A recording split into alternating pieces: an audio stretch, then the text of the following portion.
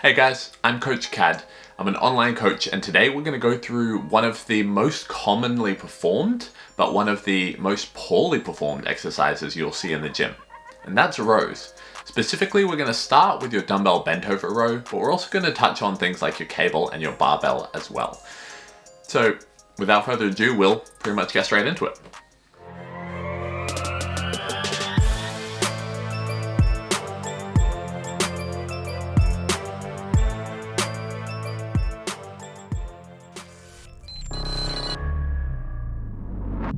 So most people are familiar with a dumbbell bent over row.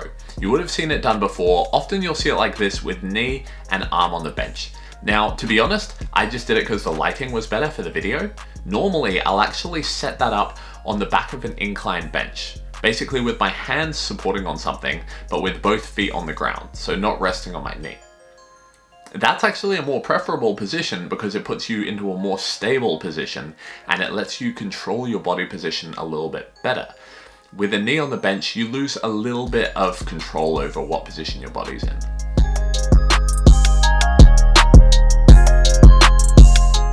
The first thing you're going to want to do is make sure your spine's in a good position. Now, this doesn't actually mean you need to have a perfectly straight spine. It's actually okay to have a slight curve through the spine as long as you're stable. So just get yourself really locked in position and push hard into whatever you're supporting on. If that's a bar or a bench or a dumbbell rack, just make sure you're using that supporting arm to push hard into it. That's going to give you some external stability and allow you to put more force into the weight. Okay, so from here, the main place that people go wrong is actually what their intention is. So what I want you to think about is making sure that your goal is to shorten the lats, right? So our lats are these big muscles that run down the side. They connect in the back of the arm and run down to the bottom of the spine, and actually through the fascia, they connect to the top of the hip, right? So when we're doing this movement, we're trying to shorten that muscle. You're not trying to lift the weight as far as you can away from the ground. So I want you to listen to that again. We're trying to fully shorten the muscle, not actually lift the weight as high as you can. That's a really common mistake, and to be honest, I think that accounts for about 90% of the errors in bent over rows. Okay, so I'm going to show you two variations here, and they might actually look quite similar. One version is me focusing on lifting the dumbbell as high as I can off the ground, and the other is going to be focused on shortening the lat. You'll see in this first variation, I'm pulling the elbow back quite a lot, and the dumbbell's coming up off the ground. Now, this isn't technically wrong, but it's going to put a lot more load through my upper back and bicep. It's actually not going to hit the lat very effectively, right? The second variation, I'm focusing on trying to pull the elbow and the dumbbell to the wall behind me. What we're doing there is we're creating this J kind of movement, almost swinging the dumbbell low towards the ground and back, so that we're scooping into the lat rather than just trying to lift the weight, right? I actually like people learning or practicing this movement at the start with a fully straight arm, right? Lock your elbow in place and then lift your whole arm back behind you. If you can learn how to contract your lat there, you'll get a lot more benefit out of the row once you start bending that arm as well. Okay, another common mistake people make is actually over bending from the elbow, right? You're not trying to do a bicep curl in a bent over position. We're trying to, again, shorten that lat. So play around with that. Now there's a bunch more options that we can go through, right? I'm going to show you here a seated row. We're going to go through a few different variations. You've got your low lat row.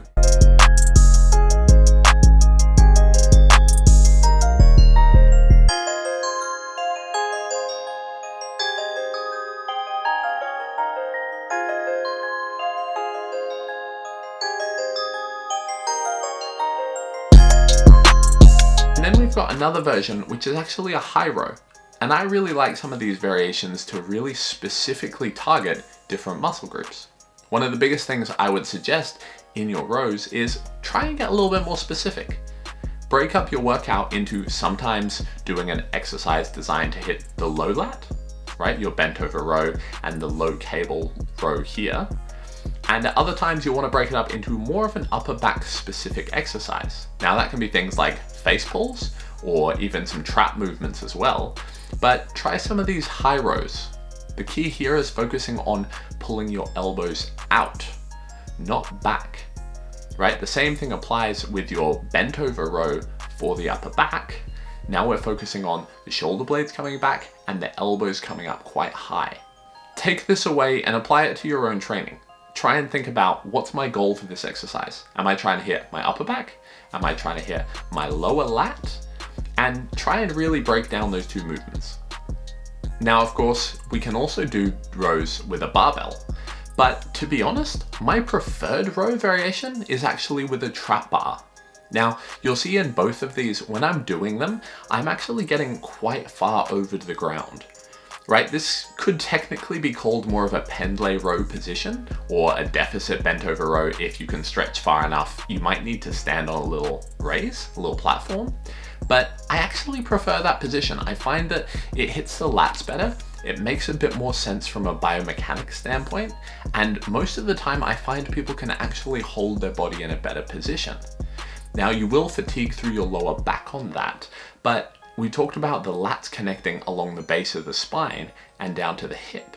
So when you think you're feeling your lower back, it may actually be that connection of the lats. The lats play a massive role in stabilizing your spine and keeping you up. Now, a quick little Q&A. Deadlifts don't belong on back day, in my opinion.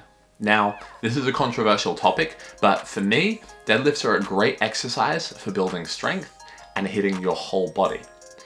But if your main goal is building as much muscle as possible, then there's probably better exercises. Something like a lat pull down or a face pull or a different row variation will actually allow you to specifically hit one muscle more, which is actually what we want, right? Bodybuilding is about creating a specific change in a muscle, not just about making yourself work as hard as possible, right? So if you like deadlifts, you can absolutely do them. But as to the age-old question of, are deadlifts a leg or a back exercise? The answer is both. So think about what your goals are and whether or not deadlifts are going to be a smart choice for you. I've also done a previous clip that I'm going to link to here, and through that I went through a single arm cable row. Now, this is one of my favorite variations, so make sure you check that video out and see if you can take away some tips from that as well. So that's all we've got for today. I hope you got some value from that.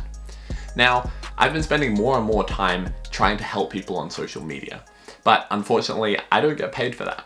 So if you have gotten any value from my free content and you wanted to give back, I've just started a page where you can do that.